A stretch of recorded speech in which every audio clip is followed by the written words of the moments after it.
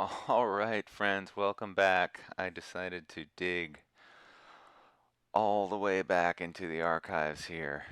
Um, so this guitar, it's exactly what it looks like.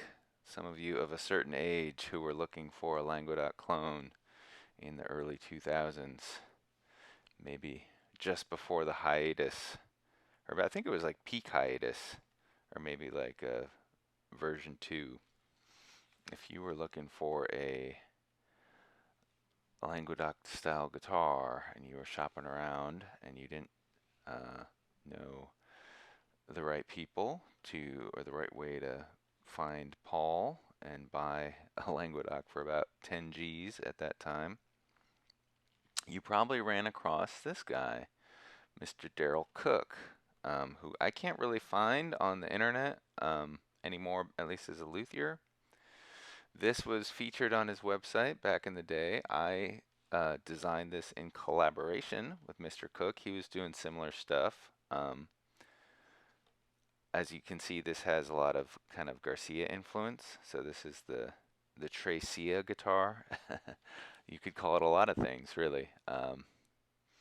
I was thinking of some clever nicknames that come back to me from time to time. But so this is the infinite sustain test. So this is a very close. This is a braced. It's got the purfling in here. It's a spruce top, maple back, walnut sides, and I'll tell you some more stories about this if you want to hang out for afterwards. But we're here for one thing. Mainly, we're doing infinite guitar sustain tests in the style of Trey and Fish. So we got the rig set up. We play a transparent overdrive, a Ross, and a tube screamer. We typically stack them on in that order. I go into a single-ended Champ 12-inch speaker with a little bit of reverb, and I've got some loops. You've got your humidifier, gauge, but mostly decibel meter right there. We got the beat sensitive lights. Oh yeah. So I don't have the drummer this time. That's the only thing. So let's get right to it. I'm going to put on a little track.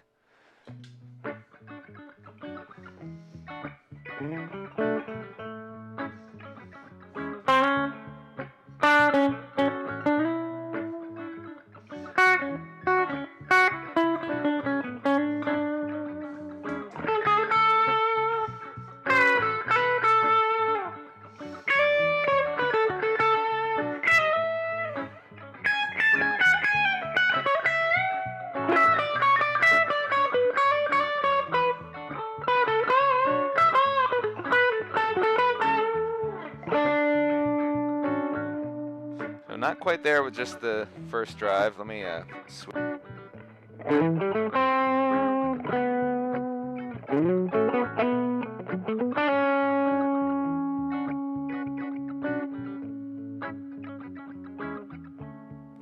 But maybe a little bit close. Let's push it a little bit with the Ross, and we'll get a little compression, of course, there.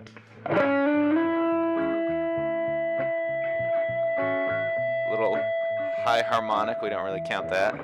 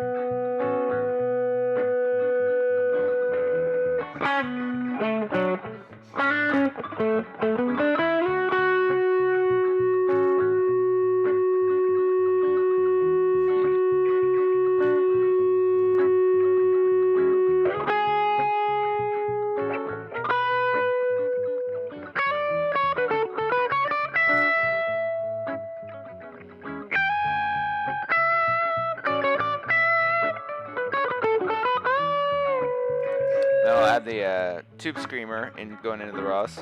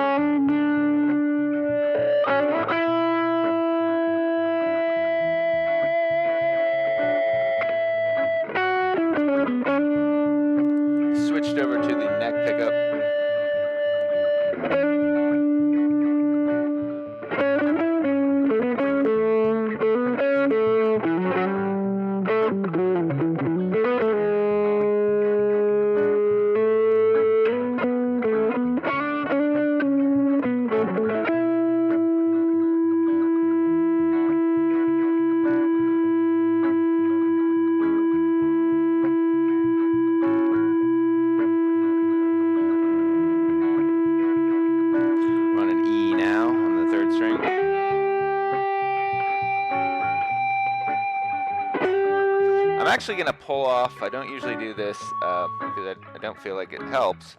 I'm going to just have the Ross and the tube screamer. I pulled off the overdrive after.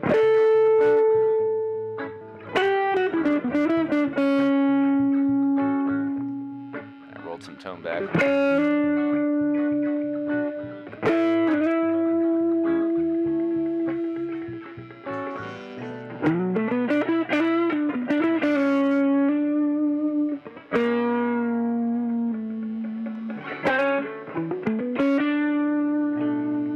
Here's the other drive again.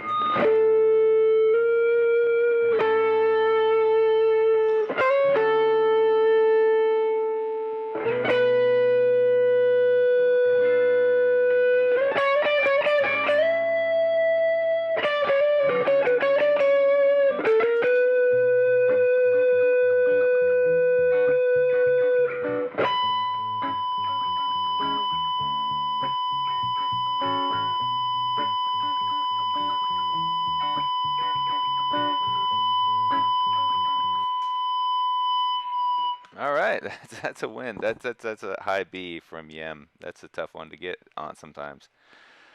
So, let me tell you a little bit more. It passed the test. What I was hearing in that, and it kind of confirms my experience with this guitar, which I have a lot of experience with this guitar. I was playing it in a band in the Baltimore area back in the day. Recorded some music with it. I didn't do a lot with it. We didn't push it that much. Never really got the recordings that I wanted, and then the project ended. Life moved on. But so it's an ebony fingerboard. Let's get into it.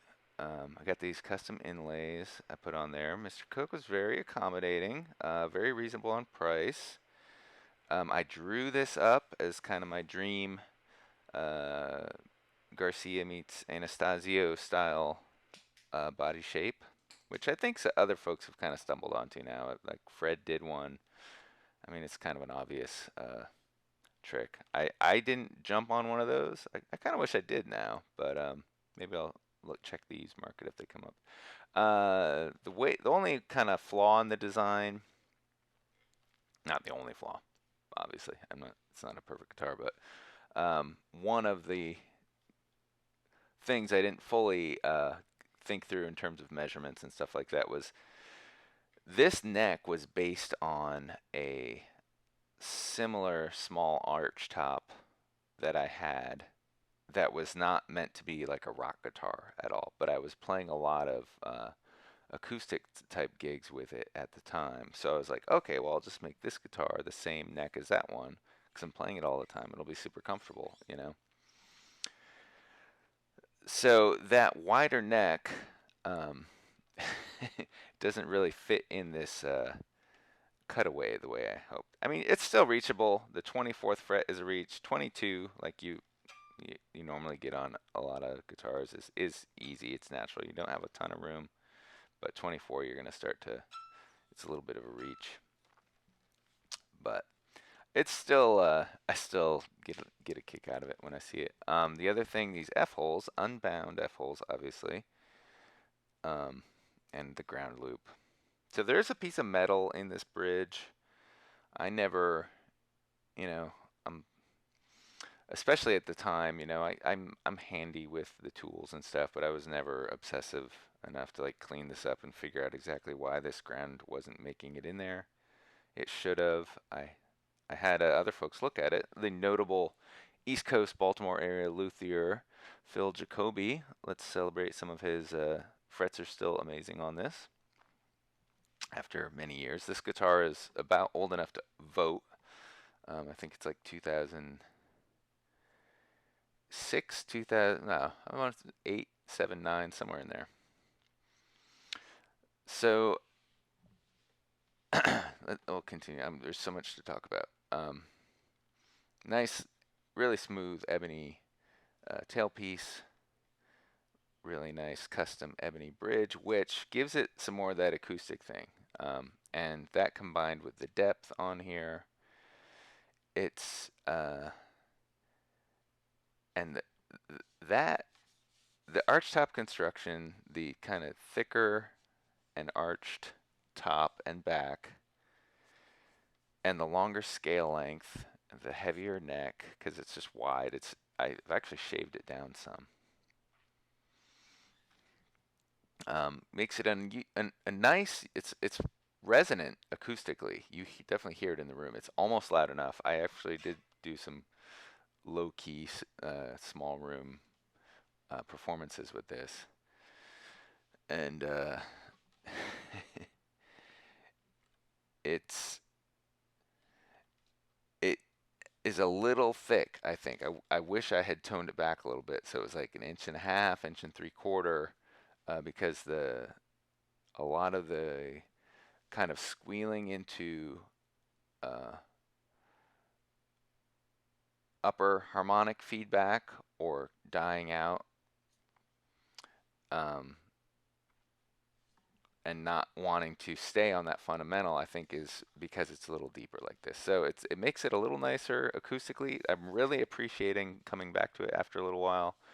The kind of sponginess and acousticiness of the spruce top, playing it at these volumes, I'm really appreciating. These are OG Schaller Golden 50 pickups, which um, coming up as a young dude, trying to learn all I could about the Languedoc thing, what kind of pickups were in the early Languedocs. It was these purportedly, but these are two. I think they're two neck pickups, so they're the same output on each, which may explain why I have the neck one not exactly where you would expect it.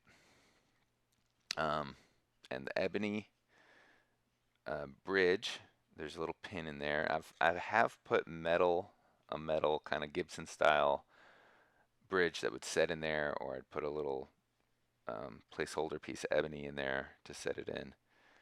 Didn't make a huge difference. It was obviously a little brighter, but the kind of plucky, strong fundamental of this is really interesting. The intonation obviously can't be dialed in as much. It's kind of intonates like a rap tail, Les Paul or SG Junior, that kind of thing.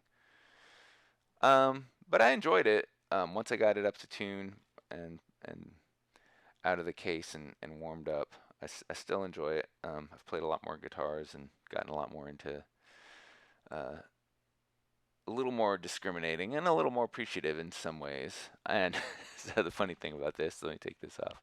So the Languedocs lore had it, were the Vermont shape upside down, and so I actually grew up in New Hampshire. So I was like, oh, I know, I'll turn New Hampshire into a headstock too. So this is a little bit, you get the Upper Valley and Keene down here in the coastal region. It kind of, it's almost easier to make into that, and then you got the little notch up there. So um, that's fun. And Mr.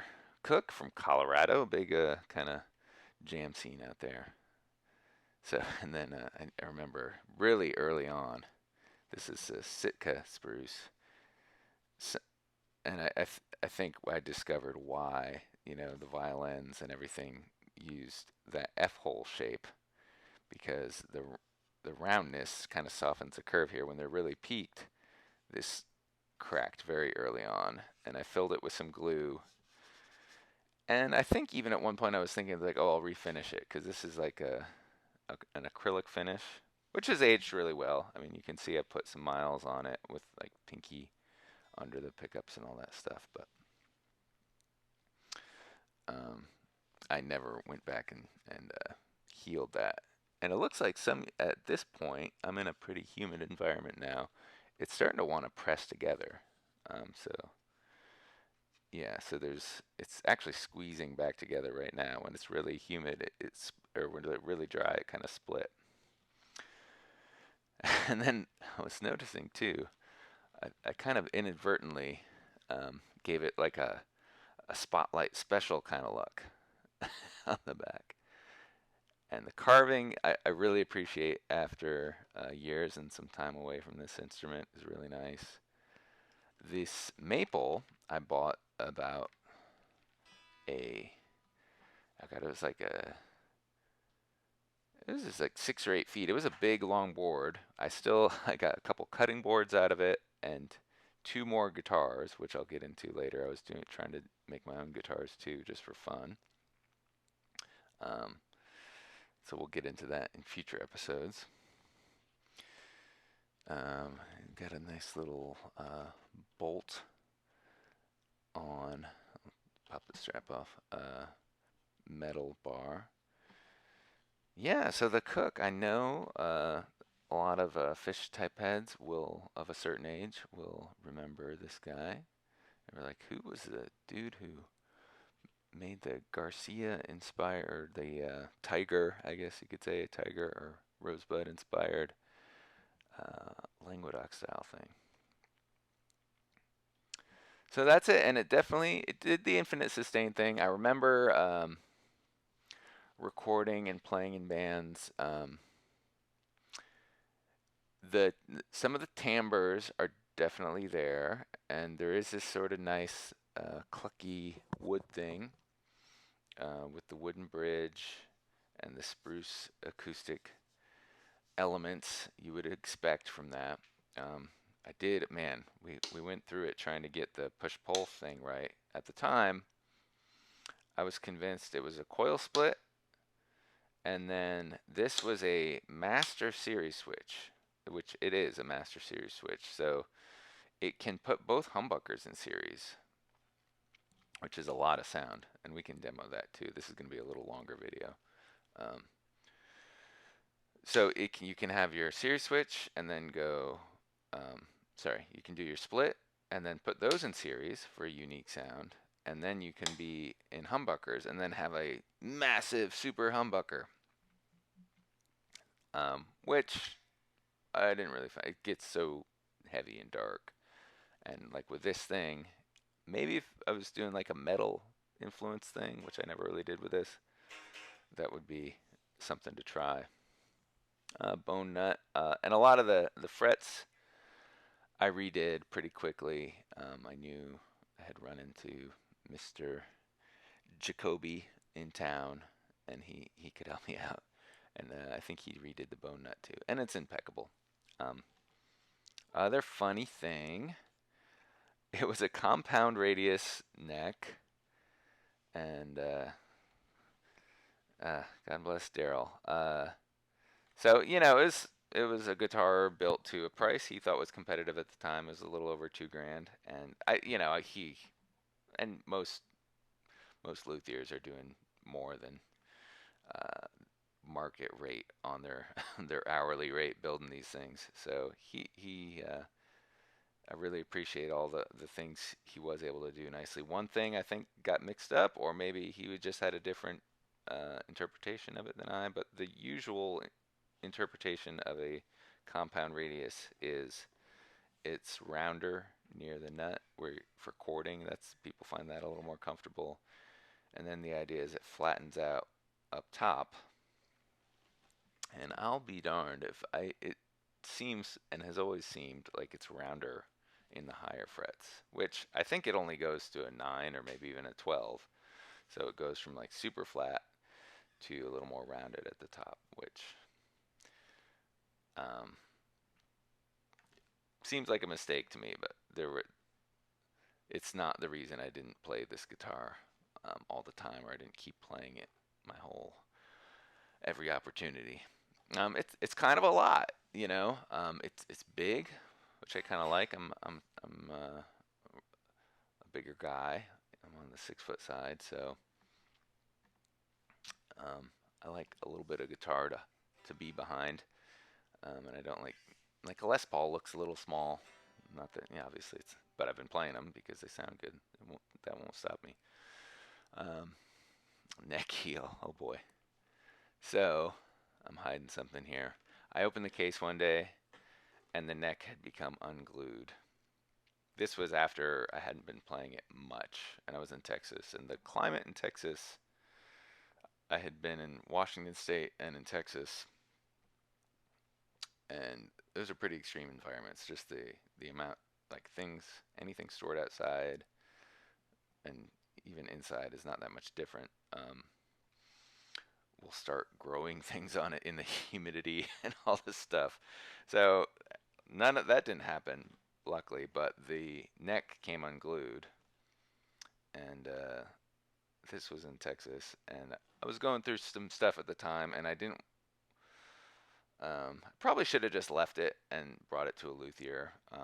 I was pretty sure I could glue it. I had heard about, gluing necks. It's glue, so you can glue it and replace it. I haven't taken this pickup off to see the under there in the construction, but I was I was going through some stuff, and I've never thought of this as a collector's piece. I'm never gonna sell this. So I was like, well, you know what? I was just looking at it. I was like, I'm gonna put a screw in there to reinforce it. So I did. So there's a big old metal. I don't think it's a drywall screw. It has more aggressive threading than that. So the thinking was, someday I'll cap it. If I do more with this, I'll put some more walnut over there, and that's just gonna be hidden in there, and it'll have the benefits of a set neck and a screwed in neck. No, not really. That's a joke. But it, um, yeah, it is what it is. It works. I haven't noticed a tonal change or anything like that, but I'm telling all the secrets on this guitar today. We got those ebony buttons. Schaller, more Schaller tuners. Schaller was all the rage in quality. German made, early 2000s. A lot of that stuff, higher end stuff, went American boutique since then, which is cool. But that's it. Maybe I'll put the loop was an original jam did with one of my first bands, so this is kind of a nostalgia day a little bit. So I'm gonna put that back on just so I can demo the coil taps and the series split now that we've talked about that. If you're curious, you have any other questions, if you know Darrell, hey Darrell, it's been a long time. I think we mostly just wrote emails, and I sent him the drawing for the body in a tube and the piece of wood that I had purchased in New Hampshire on the back. And this came back, and it hasn't been, it wasn't perfect, but I put a lot of love, a lot of playing time on it. Some performances for sure, and I've kept with it, and I think I will some more. And it's one of those things, if I was playing in a band that wasn't really, I didn't feel was, it's an important instrument to me. So I only play it, and as you know, if as a musician who's been around, if you're more than 10 years into it or so, not all your projects are going to be your heart song, as I like to say. Um, and it's yeah, it's just that's the way I have a lot. I go through a lot of guitars, so I save this one for special stuff when I feel like I'm gonna get to express that my jam band roots and all that stuff. So yeah, so it does. I don't always play it, and I don't always practice with it because it is kind of unique in my collection. So it's not necessarily representative of what I'll be working with. But and I don't want to put tons and tons of miles on it before I can get it sorted. But I mean, at this point, hey, I've got it refretted once. Kind of wish I put stainless on there. I could see taking it back to a luthier if I get to gig with it regularly in a project that I think is worth it. And another funny story I wanted to share that is coming back to me with this is, so the time I got to meet Mr. Languedoc, I was considering buying a guitar, but I did have this one at the time, and I was younger and still building my future.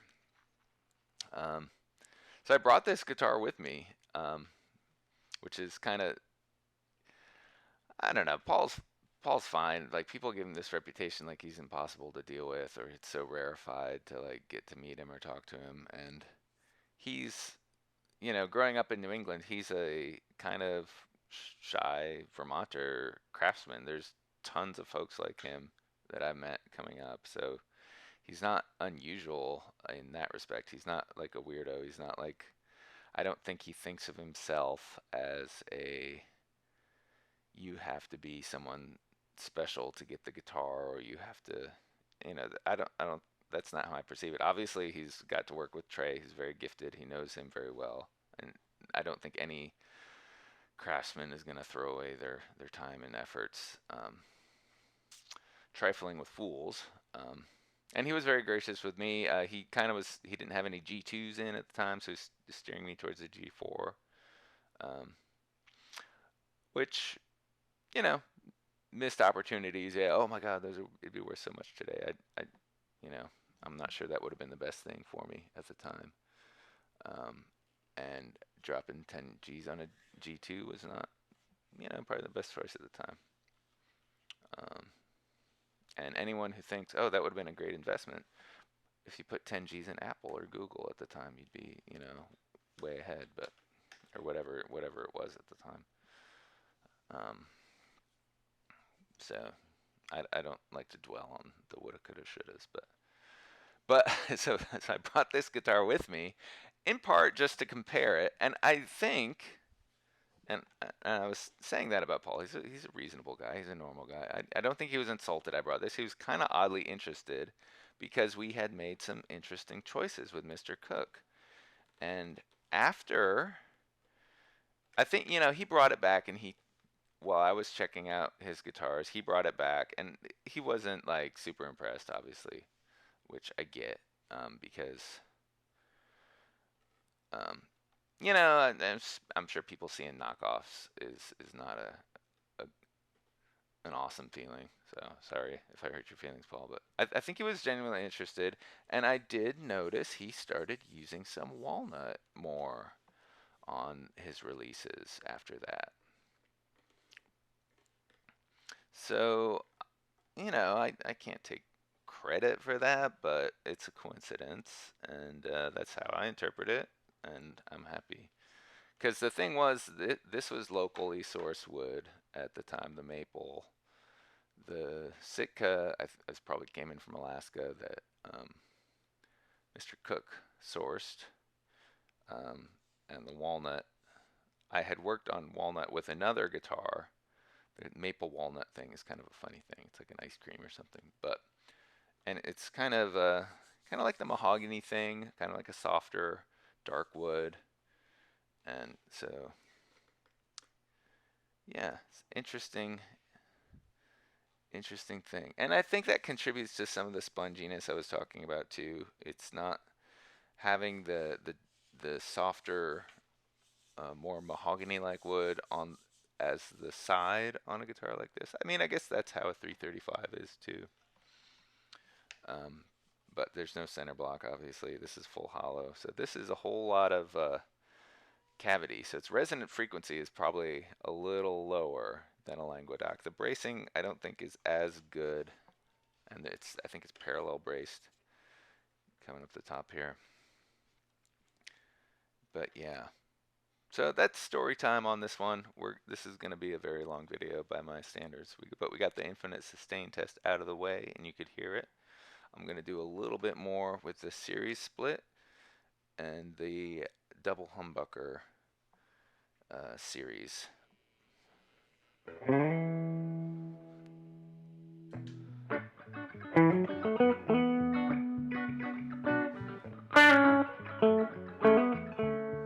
So here's the split with the pole pot.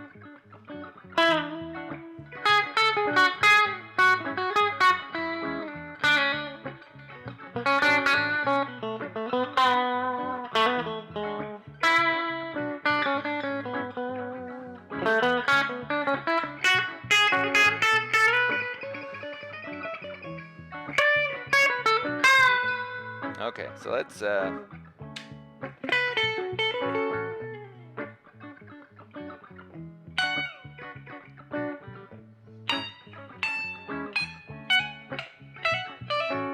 we'll be in the middle here.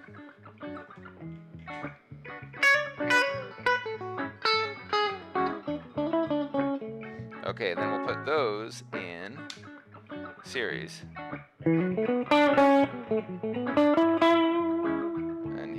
so that's a giant humbucker there. So let's put on the neck. I feel like that's going to be most comparable. So even coil split, that's going to be a little more. It's nice. It's a nice, bright, clear sound. And then I'm going to put it in. I'm going to switch up the super humbucker mode. And I'll do that all with some distortion.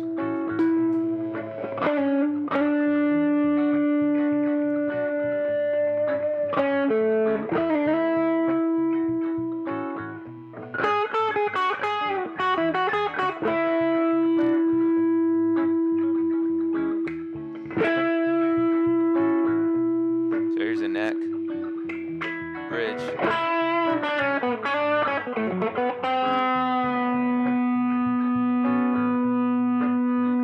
There it is, a B on the 4th string. And now the super humbucker, a little darker. I'll turn off the mic.